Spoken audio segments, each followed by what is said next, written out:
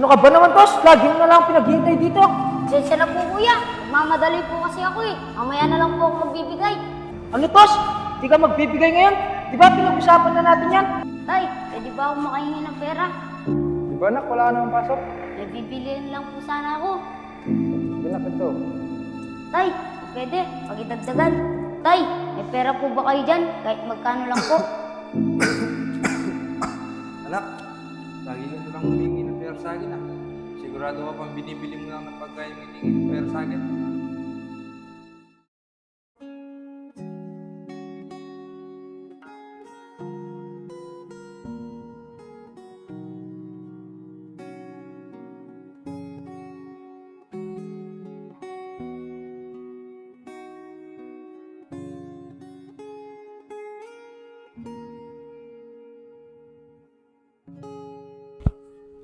Tay, Oh. ano po ako?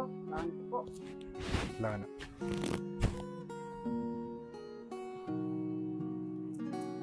Ito anak ko, pagpasensyahan mo muna yan ah. Hindi lang po yun, Tay. Ang importante, meron po akong baon. Salamat anak ah. Dahil naiintindihan mo sitwasyon natin. Okay lang po yun, Tay. Ang mahalaga, magkasama po tayo. Salamat talaga anak ah. Sige na po, Tay. Pasok na po ako. Sige na anak, mag-iingat ka. Pag nakita mo si Gilbert, huwag mo na lang pasinin. Opo, Tay. Iba din kasi yung trip ng taong yun eh. Yung kaya niya lang, yung tulad ng bata. Sige po, Tay. Iiwasan ko na lang po siya. Sige na anak, mag-iingat ka. Sige po.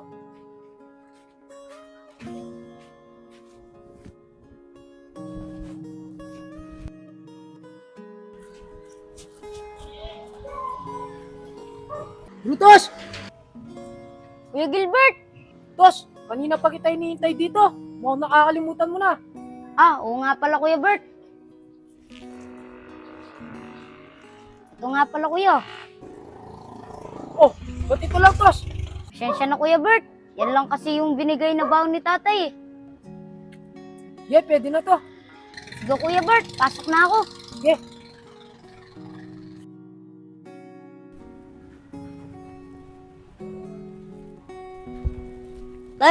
Tay. Oh, Tay, pwede ba akong makahingi ng pera? di ba anak, wala ka namang pasok? May bibiliin lang po sana ako. Sige na, ito. Tay, kung pwede, pagidagdagan. Oh, ito pa anak oh. Salamat po, Tay. Sige na anak, alis na ako. Ikaw na bahala dito sa bahay ah. Sige po, Tay. Mag-ingat po kayo. Sige na.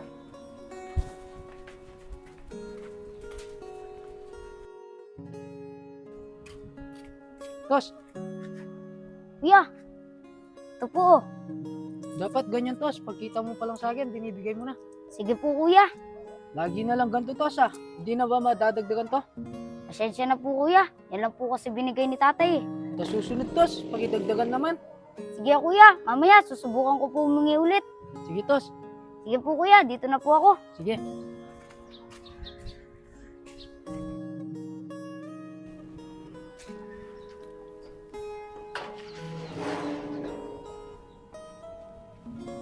Oh, Tay. Nandiyan na po pala kayo.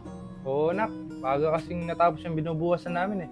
Tay, pwede po ba ako makahingi ng pera ulit? Di ba kakabigay ko pa lang ng pera kanina sa'yo anak? Opo, Tay. Naubos ko na po kasi. Mukhang napapadalas na yung paghingi mo ng pera anak ah.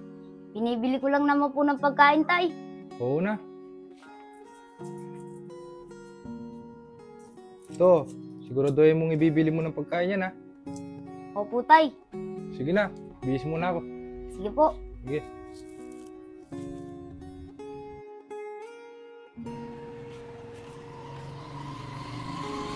Ayun si Kuya Bert. Kuya Bert! Oh, Tos. Nakahingi akong pera kay tatay. Aba, maganda yun, Tos. Ito, Kuya. Pagpasyensyahan mo na. Yan lang kasi binigay ni tatay. Okay na to, Tos. Kesa naman sa wala. Salamat, Kuya. Nagtataka na nga si tatay eh. Hayaan mo tatay mo, Tos. Ang importante, nakakabigay ka sa akin. Sige na po, Kuya. Sige na, Tos.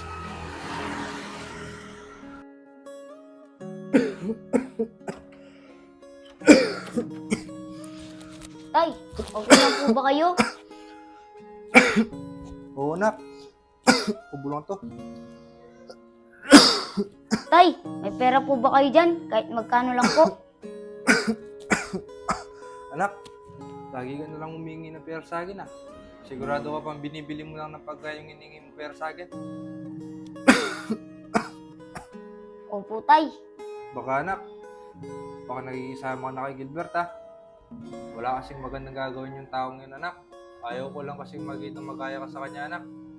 Opo, tay. Salamat po. Sige na anak, pasok na si tatay. Opo, mag-ingat po kayo, tay. Sige.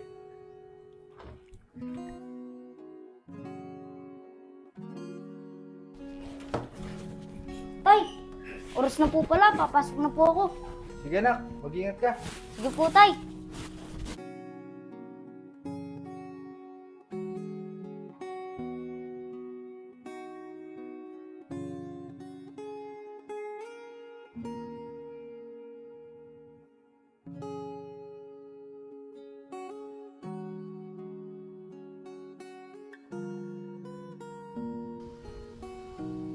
Ba, nakalimutan ni Bro sumingi ng baon ah. Tignan mo nga.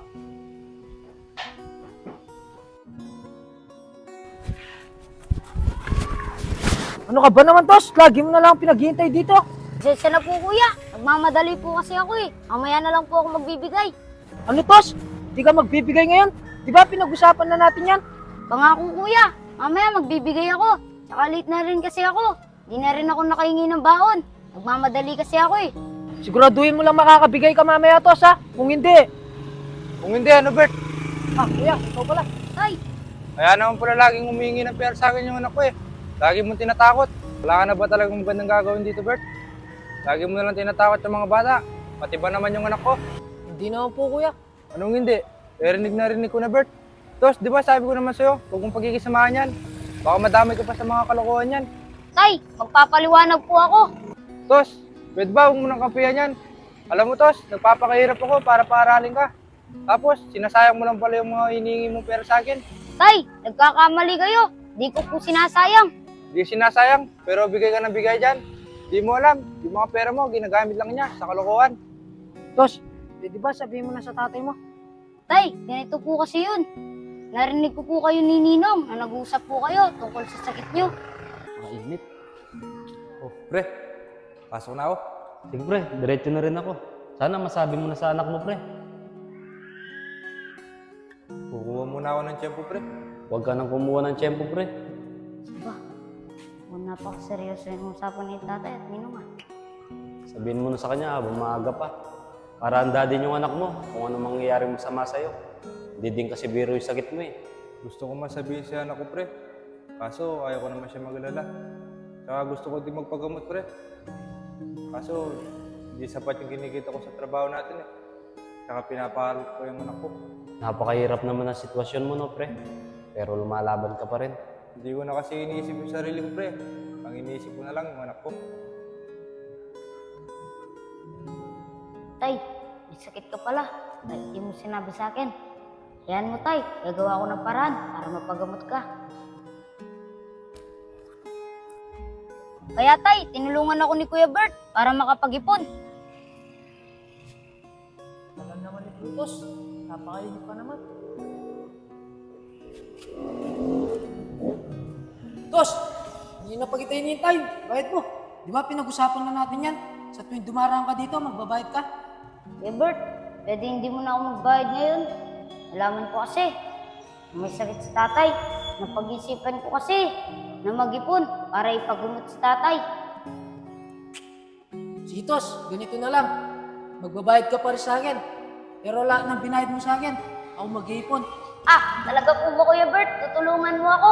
O, Tos, tutulungan kita. Huwag kang mag-alala, Tos. Lahat ng binibigay mo sa akin, hindi ko gagastusin. Para sa tatay mo. Maraming salamat po Kuya. Sige na, pasok ka na. Baka maliit ka pa. Sige po. Bert, pasensya ka na kung inusugahan kita. Kung akala ko loko-loko, ikaw din pala yung tutulong sa aming dalawang mag-ama.